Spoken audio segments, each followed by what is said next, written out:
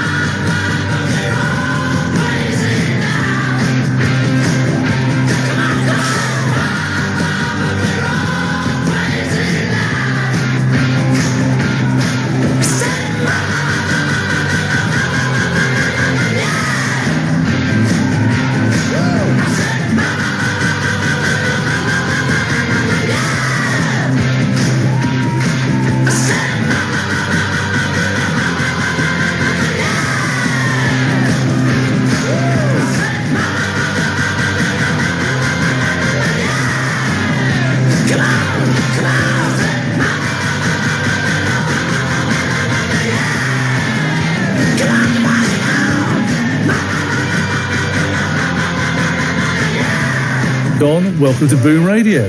Thank you, mate. It's wonderful to connect. It's great to be here. You're in Denmark, which is where you live these days. That's right. That's You've been right. there for quite some time, haven't you? Yeah, I've been here for nearly 20 years now, Phil. I met my wife here, and after, at the time she was going to move to England, but she got 3 children from a previous marriage. Right. And at the time, Andreas, the little boy, was only 7. He couldn't speak English, so I thought, no, he'll get crucified in English school. So I thought it's easier for me to move there. But the thing is, Phil, the world's become a small place today. It's so easy to travel. Yeah. As long as I know the schedule, then I can make arrangements. It's so easy today, Phil. And how's your Danish? I understand more than I speak. I know when the kids. I know when the kids are talking about me. Right. And but the thing is, everyone speaks English over here, Phil. So there's never a problem. Yeah, great. Now let's talk about the new single. This is fantastic. It's a reworking of the old Donovan classic, Hurdy-Gurdy Man. Tell us why you've done this. What's the story behind this? Well, with the guys and the Dreamers, that's your band, isn't it? Don and the Dreamers. That's my Danish band, the Danish musicians. When we just sort of got together, we were just bouncing song titles off that we would all like to record. Yeah. And Hurdy-Gurdy Man came up. I actually know the drummer who played on the original, Clem Cassini. And is it right that one of the guys that plays with you was actually in the Hurdy-Gurdy band that Donovan based the song on? That's right. That was Klaus, the guitarist. And that's what how the link came, really, Phil. Sort of, we're talking like that, and Klaus came up with, he's in the Hurdy-Gurdy band, and we thought, well, there we go. And then we just we all got a copy of the Donovan's version, and we all learned it, and he went down. We put it down really quickly, really, Phil, which was nice. And we thought there's something special here. We think we might be able to use this. And is there an extra verse that George Harrison wrote that you've added in? That's right. I never knew that from the start. It was actually Klaus who informed me about that. I never knew that, Phil. So that was news to me. And what does because Donovan's still with us? What does he think of this re-recording? Do you know? Well, apparently he gave us our blessing. I'm not sure whether he's heard our version or not, Phil. But I played it to Clem Cassini, who played drums on the original, and he was nice superlatives he gave me. So that was nice. Well, I tell you, he should give you the thumbs up because I think it's a great version. Let's hear Don and the Dreamers. And the Dreamers are all Danish professional musicians, are they? All your mates here on this band? That's right. And this is Hurdy-Gurdy Man.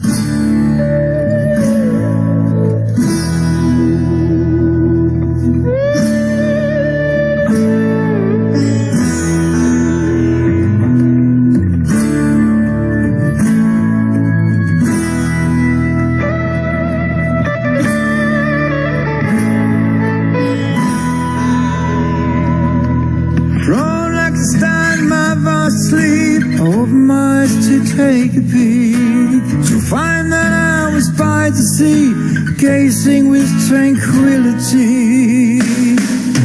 Then when a hurdy-gurdy man came singing songs of love, then when a hurdy-gurdy man came singing songs of love.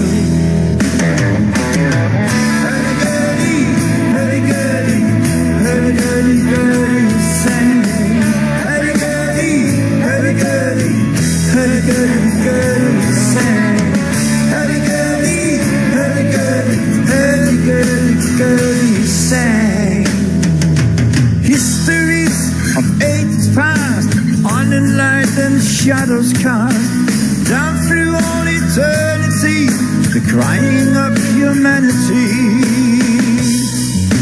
Then when the hurdy-gurdy man comes singing songs of love, then when the hurdy-gurdy man comes singing songs of love. Hurdy-gurdy, hurdy-gurdy, hurdy-gurdy, gurdy sang. Hurdy-gurdy, hurdy-gurdy, hurdy-gurdy, gurdy sang. Hurdy-gurdy, hurdy-gurdy, hurdy-gurdy sang. Hurdy-gurdy, hurdy-gurdy, hurdy-gurdy sang.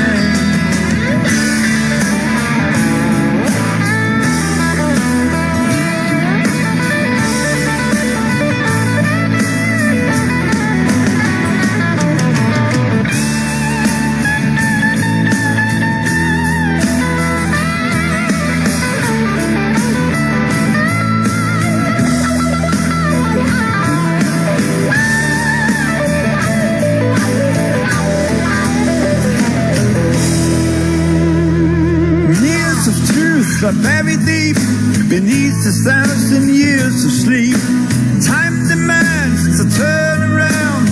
Once again the truth is found. Wake up, you hurdy-gurdy man, come singing your songs of love. Wake up, you hurdy-gurdy man, come singing your songs of love.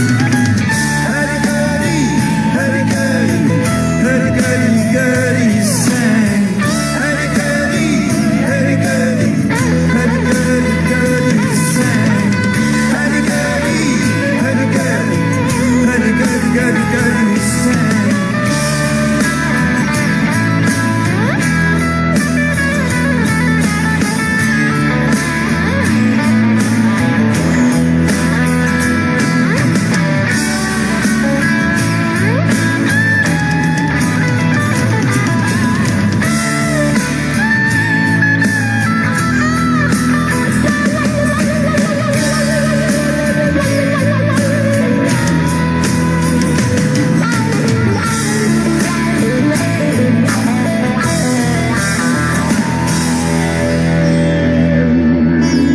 and the Dreamers, Don Powell, Slade's drummer, and a bunch of his mates who are Danish professional musicians, still on the Dreamers, and Hurdy-Gurdy Man. It's a great version, terrific guitar in it, I have to say. And the drums aren't bad either, Don. So, well, thank you, Phil. I owe you a drink.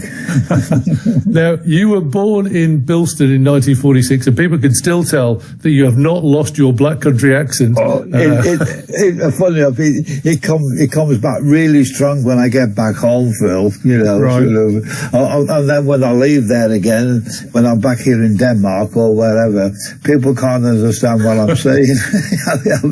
A total loss.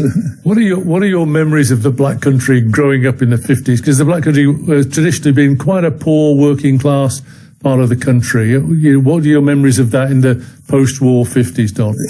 Wonderful memories, actually, Phil, of myself and my brother and my schoolmates from the time, who I'm still in touch with, which is really nice. Well, at that time, myself, my family, my parents, we all lived on this council estate, and at the back of it's a fairly new estate then, from the 50s. Yeah. And there was plenty of fields for us to play in, to go over and play. And of course, they've all been built on since, but we never had a problem. There's always somewhere to go and play. And there's these filthy brooks that used to go through the thing because we were forever falling in them, sort of get back home and get a smack off your dad or your mom because you're covered in mud and dirty water, But lots of fun memories. And you, I think, got into music via the Boy Scouts, did you? Yeah. I mean, when I was in the Boy Scouts for about 6 years, and I wanted to play drums, but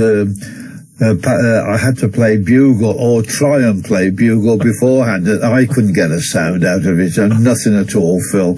I was just stand at the back and just puff my cheeks out, pretending I was playing, and I got found out, and then I was sent to cleaning drums at first before I started playing. What was the thing about drumming that attracted you, Don? Because you are a unique breed, aren't you, drummers, right? You're completely separate. What was it about drumming that made you think, this is the thing I want to do? I think it's probably the noise. I think it was the noise, really, sort of. And the thing is, I was useless. I tried to learn guitar, but I was useless, and I've actually been told that I'm actually tone deaf. So that was out the window, Phil, and so that was it. Drums were the thing. Drums were the thing, okay. Let's pause for another song, and let's play your first ever single. What was it that you first bought, Don? It was all members of the youth club in our hometown, and they used to have the little Dansette record player, sort of on up the corner, and that was the first time sort of I'd heard the Everly Brothers. I'd never heard them before. I thought, wow, this is two guys singing, sort of thing. This is incredible. And I actually went out and bought the single, because in those days it was 6 and 8, old money, so that would be about 35p today. I don't know what singles are today, Phil. Yeah. But I just love them, and I just fell in love with their sort of vocal sound, really. And I carried on buying and bought Kathy's Clown, all the singles after that. I still am a mega Everly Brothers fan. Problems, the first single ever bought by this week's guest on Choices, who is Slade drummer Don Powell. Coming next, how Slade became the biggest band of the 70s. This week's guest on Boom Radio's Choices is a drumming legend, one of the faces of glam rock in the 70s, still going strong today. Great new single called Hurdy-Gurdy Man, Don and the Dreamers, out now. He is Slade drummer Don Powell. So you formed the Vendors in 64 with your mate, then Dave Hill, and then the in-betweeners came along with Noddy and Jim added in. But it was 6 or 7 years until you ended up as Slade. Were you worried that you might never make it? That was sort of on the horizon, Phil, like making it. We were just having a great time. Yeah. Just then, sort of travelling the country in our old van, playing anywhere and everywhere. And it wasn't until we got this recording audition in London, and we went down. It was really exciting, and it was Fontana Records. Am I allowed to say these things, Dean? I don't think they're here anymore, are they, Fontana Records? But we remember them. No, I think that all that kind of he's long gone, but the head of the company, Jack Baverstock, he really liked us, and he gave us a week in the studio to record, and we were in the studio. There was just us and the engineer, a guy named Roger Wake, and we basically just recorded our stage show at the time, because we weren't particularly writing. We sort of knocked a few things up in the studio. Nothing particularly memorable, but it was just something to try and sort of get together and writing. And it actually came out as an album, but the head of the company, Jack Baverstock, he says, you really need someone in London to look after you, which we didn't know anyone. He said, well, let me put the feelers out. And then a few days later, Chas Chandler, the bass player with the Animals, and the guy who discovered Jimi Hendrix, came into the studio. To have a listen and talk, introduce himself. We got together in his office, and he said he wanted to manage and produce us. And that's how it started, really. The rest is history, really, isn't it? Yeah. Yeah, I mean, he started because the first single that we had out, it was Get Down and Get With It, the Little Richard version. And he noticed that, because we always used to finish our stage show at the time with that particular song. We couldn't follow it with anything else.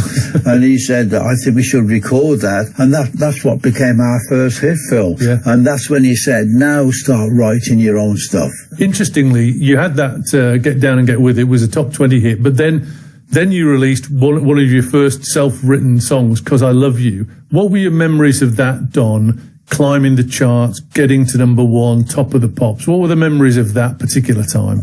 Incredible. I mean, just like these four scumbags in Wolverhampton, sort of thing. And we got this chance, and we'd already had a hit with Get Down, Get With It, like you said, Phil. And we were doing like Top of the Pops, which was just like a dream come true. I remember our first sort of appearance on Top of the Pops, and they used to record it in those days on a Wednesday. And whoever was first on the show had to be there at, like, say, 10:30 in the morning on the Wednesday. And I just remember standing in the studio watching everybody record their bits, sort of thing. It was it was great. It was just like a dream come true, really. And we got really friendly with all the camera guys, all the studio assistants and things like that. And when it came to the next time, like I said, Because I Love You, we basically knew everyone. Yeah. So it was just a fantastic time, really, a really exciting, fantastic time. And when we were sort of gigging all over the country at the time, and when we started to get success, we always used to keep Wednesdays free at Feathery, just in case we got a chance to go on Top of the Pop. So we always kept Wednesdays free. Let's hear 'Cause I Love You now. I won't laugh at you when you boo-hoo-hoo, 'cause I love you. I can turn my back on the things you like, 'cause I love you. I just like the things you do. Don't you change the things you do. You get me in a spot, that's how it's hard you got when I love you. You make me out a clown and you put me down, I still love you. I just like the things you do. Don't you change the things you do.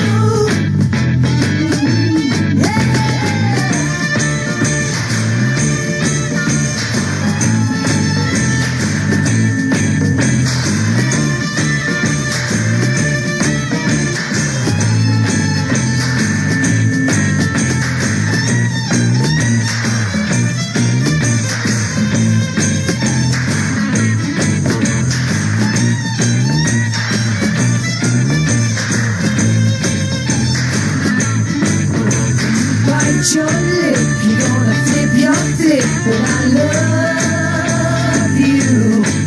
When we're miles apart, you still reach my heart. Now I love you.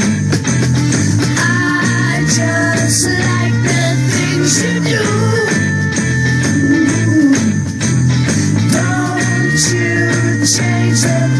things you do. Only time can tell if we get on well, but I love you. All those bad steps by the only side, but I love you. I just like the things you do. Don't you change the things you do. La, la, la, la, la, la, la,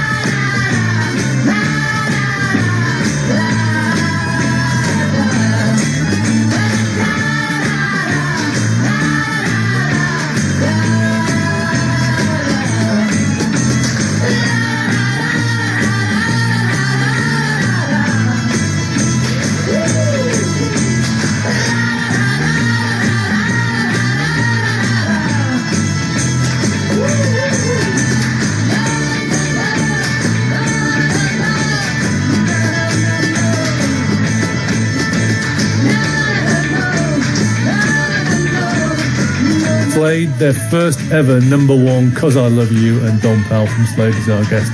You were the biggest selling group of the 70s. We could spend all night playing your hits. Do you think actually you got enough credit for that, Don, as a group? Well, I don't really know. I think we never really thought about things like that, Phil. We were just having a great time, you know. We just thought about all the years sort of slogging around the country, playing anywhere and everywhere, and it basically started to pay off. And we were just having a great time, just these four guys from Wolverhampton, just having a great time sort of thing. Yeah. I think the strangest thing was, Phil, is when we started to get success, and then we started staying in hotels instead of guest houses, and we had a bed each, you know. We had a room each instead of us, all the four of us in one bed sort of thing, you know. But it's just things like that we always think back, you know. It was strange at first, Phil, being in a hotel and having a room each, because we'd always been together, and then I'd end up calling Jim Lee and I'd say, what are you doing, Jim? I'm bored, I've never been in a room on my own before, you know. It's just things like that, and it makes us laugh now when we sort of play with some of the new young bands when they're complaining because they don't have hotel suites and and champagne on tap sort of thing. And we always have a laugh about things like that. One of the interesting things about Slade was you had this big sort of all this success in the early mid-70s, tailed off a bit, and then you had this second wind, didn't you? Because you played the Reading Festival, I think, in 1980. Yeah, that's right. And that reignited you, didn't it, with the sort of harder rock groups, and it also helped get you success in the States, didn't it? It was wonderful. I mean, the thing is, the Reading Festival was just offered us at the last minute because apparently Ozzy Osbourne dropped out because he didn't feel his band Blizzard of Oz, they were ready to do something that big. So we just got offered the slot. I remember Noddy Holder calling me. I mean, we hadn't really done anything together for a few months, and he called me, said we'd been offered the Reading Festival. Of course, we were killing ourselves laughing, you know, over the phone. And we said, okay, then let's go for it. And we literally just had a few days rehearsal, and we didn't have any passes or anything, so we just tromped through the crowd. We'd come through the place with the punters going in, and they're all sort of saying, well, what are you lot doing? He said, well, we're replacing Ozzy Osbourne, that kind of, and that was it. And it just worked for us, Phil. It just, you know, it's like we couldn't do any wrong. It was just incredible. And it was actually recorded, the show was actually recorded, and we bought the tapes and released it as like an EP as it was then, with about 3 tracks on it, and it charted for us, and then we were on a roller coaster again after that, Phil. So that was it. It was just non-stop again. Let's pause for some music. I asked you for a favourite by somebody else, and I mentioned earlier this sort of drummer brotherhood that there is, where all you drummers sort of stick together. And you've picked an Eagles track, but definitely one that's influenced by their drummer, isn't it? Incredible. And, you know, we did a show, our first American tour, 1971, I think it was 72. Would you believe the Eagles supported Slade at a big arena in Philadelphia? And I remember standing on the side of the stage watching them. I was going, wow, we've got to go on after this, you know. and I've been a massive fan ever since. Yeah, well, this is the Eagles and One of These Nights, with their top drummer Don Henley on vocals with One of These Nights, and fellow top drummer Don Powell is our guest. Did you ever fancy going up front, Don, and singing? I think if you heard me sing, Phil, I think you'd understand why I'm never allowed near a microphone. even if we just in the studio shouting and clapping, I'm not allowed anywhere near a microphone. Right. Okay. Well, that's sorted that out then. Right. Don Powell, Slade drummer, our guest on Choices this week, and coming next, a personal tragedy. This week's guest on Boom Radio's Choices, a drumming legend, one of the faces of glam rock in the 70s, who's still going strong today with a great new single just out, Don Powell of Slade, and the band is called Don and the Dreamers and Hurdy-Gurdy Man, and it's great, and I'm sure it's going to be a success for him. Now, you and Dave Hill stuck with Slade. Noddy and Jim sort of left in the early 90s. There was a falling out between you and Dave, wasn't there? I mean, it's been in the press. Yeah, sadly. Are you not talking to him? Is he not talking to you? It's a bit of both at the moment. I'm sure it'll sort itself out, Phil. Yeah. You know, I mean, you can't just leave. You know, think that we've been together since basically school. You can't just take that away. So I'm sure it will sort itself out. Yeah, good. I hope so. I mean, interestingly, you know, in the group you had two of the key things that you need for a successful pop group, rock group. Well, you need a fantastic front man, and Noddy was that. Incredible. And you also need a brilliant songwriter, I think. And Jim really was a genius, wasn't he? Yeah, I mean, Jim was actually classically trained on violin when he was at school.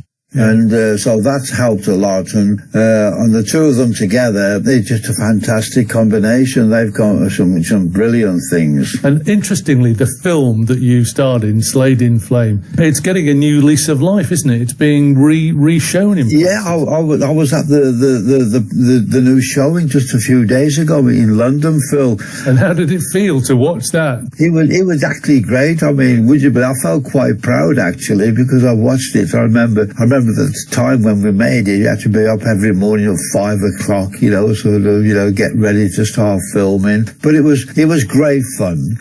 I can imagine, like I said, you know, having a chance to make a film. Wow. And the only thing is, Phil, I can't watch a film the same way now because you know how things are done.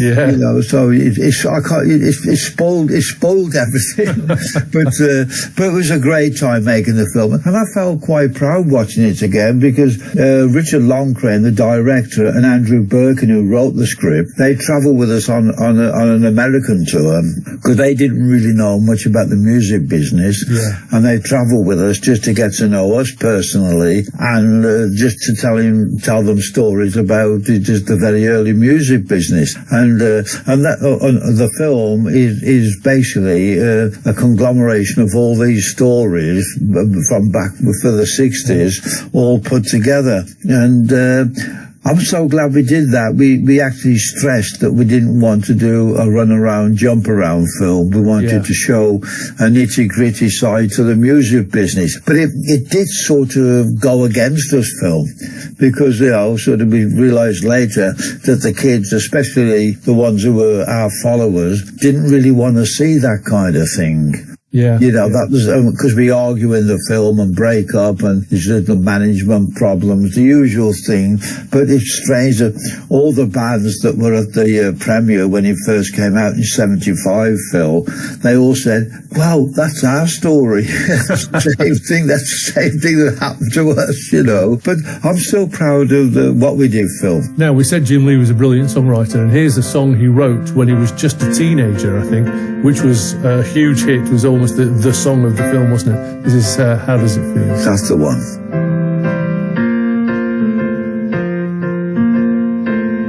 How does does it feel running around, round, round? How does it feel watching from upside down? 'Cause many years from now there will be new sensations and new temptations. How does it feel? How does it feel right at the start? And how does it feel when you are thrown apart? 'Cause many years from now there will be new relations and new frustrations. How does it feel? Oh, oh.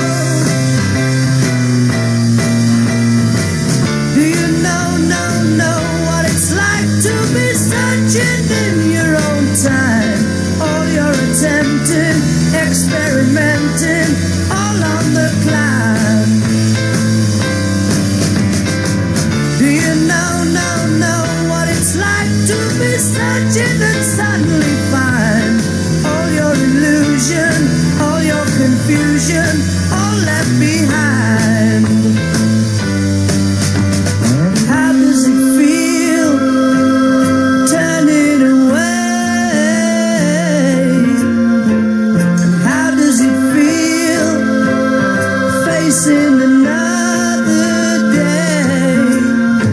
'Cause many years from now there will be new horizons, new horizons. How does it feel? Oh, oh, oh. Do you know what it's like to be searching in your own time? All you're attempting, experimenting, all on the climb. Do you know what it's like to be searching and suddenly find all your illusion, all your confusion, all left behind?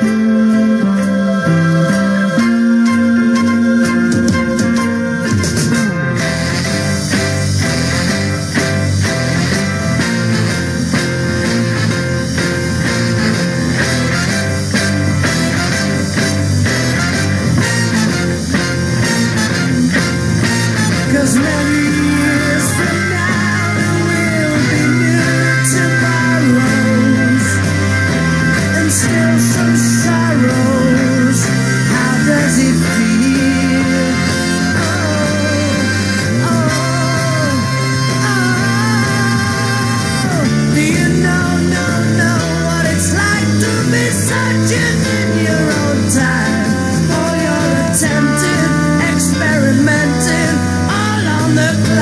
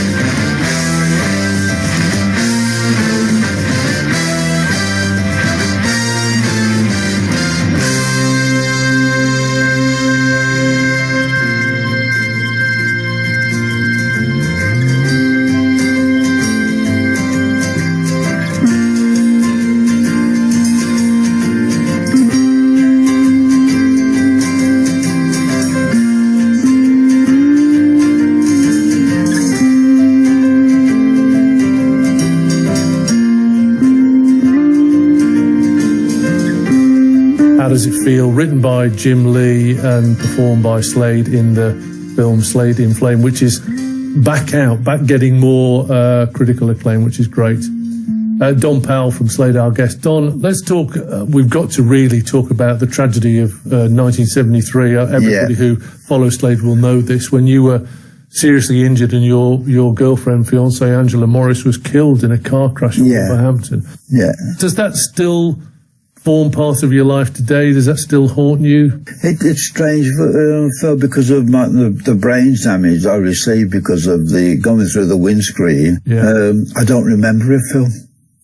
I've got no idea what happened. And when I still lived in my hometown, Wolverhampton, I used to drive by it every day where the accident happened. It was an entrance to a school. And it just means nothing to me, Phil. It's a strange thing. And after when I recovered from hospital, and we went on our first American tour after that, and our agent in New York, a guy named Peter Kauf, he had a really school friend who obviously became a brain specialist, and he arranged me to go and see him. Yeah. And he was fantastic, and he did tests on me, did different things. We'd arranged for him to get all the medical reports from the hospital in Wolverhampton, and he had a look, and he said, explaining to him about the amnesia, and I said, I don't remember the accident, and he said, you never will. He said, the brain it's like the most complex computer. He said it has this ability to switch off at the moment of a stressful impact. Yeah. He said, and switch itself back on when it's ready. He said, you never will remember the accident. He said, don't even give yourself stress, to try and remember it, because you never will. Did you find comfort going back to work and playing music after that? It was very difficult, Phil, but I remember I was still in hospital at the time. I was still on walking sticks, and the guy who was looking after me, the doctor or surgeon was looking after me, he says, I really can't do anything else for you. He said, I think you should get back to work as soon as possible. And I tell you what, Phil, that was the last thing I felt like doing. Yeah. Like I said, I was still on walking sticks, and I had to relearn all the songs. I'd forgotten them all because of the amnesia. Gosh.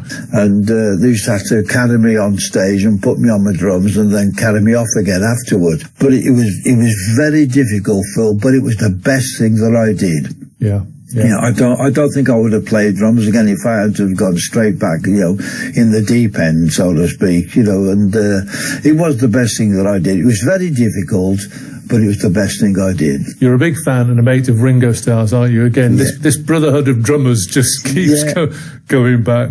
Why you picked a Beatles track as one of your favourites? Why did you pick this one? Well, I remember when I first heard it, it was there used to be a program called Thank You Lucky Stars on English TV, and they used to have they used to play about 3 or 4 records. They used to have a little panel on and just to vote what they thought of the record. And the bits, the record before She Loves You, well, all the stuff was mega. And then they play Wanna Hold Your Hand, and I just couldn't believe it when I heard it. I thought, wow, what is this? And I actually went straight out the next day and bought it. Now, would you believe, Phil, I've still got the record. The Beatles, I Wanna Hold Your Hand, picked by this week's guest on Choices, who is Slade drummer Don Powell. What's left, Don, for you to do? Don and the Dreamers sounds a pretty tight band. You say you're still in contact with Jim and Noddy, and hopefully back in contact with Dave. What's on the horizon for you, do you think?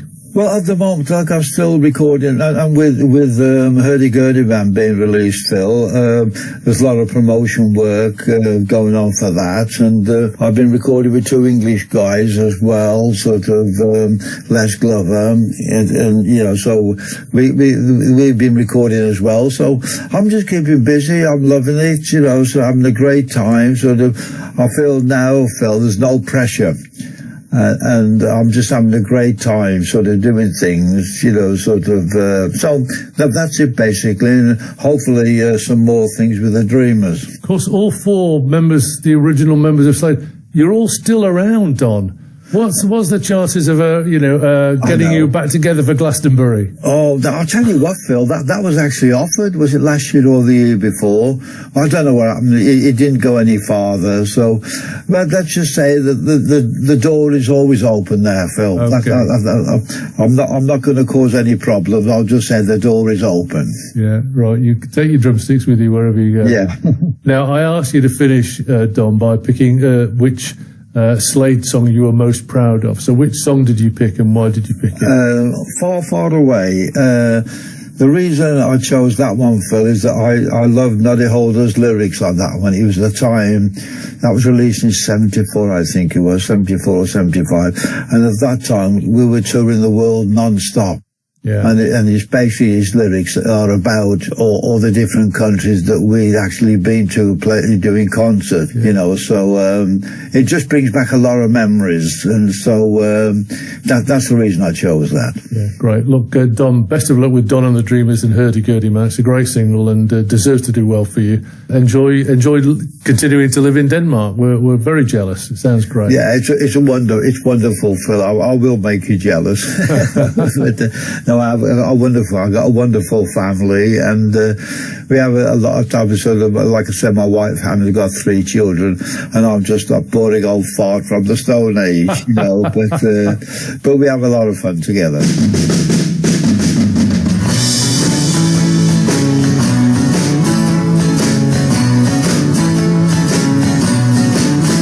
seen the yellow lights go down the Mississippi. I've seen the bridges of the world and they're for real. I've had a red light off the wrist without me even getting kissed. It still seems so unreal. I've seen the morning in the mountains of Alaska. I've seen the sunset in the east and in the west. I've sang the glory that was Rome and passed the hound dog singers home. It still seems for the best. And I'm far, far away, with my head up in the clouds. And I'm far, far away, with my feet down in the crowds. Letting loose around the world, but the call of home is loud, still as loud.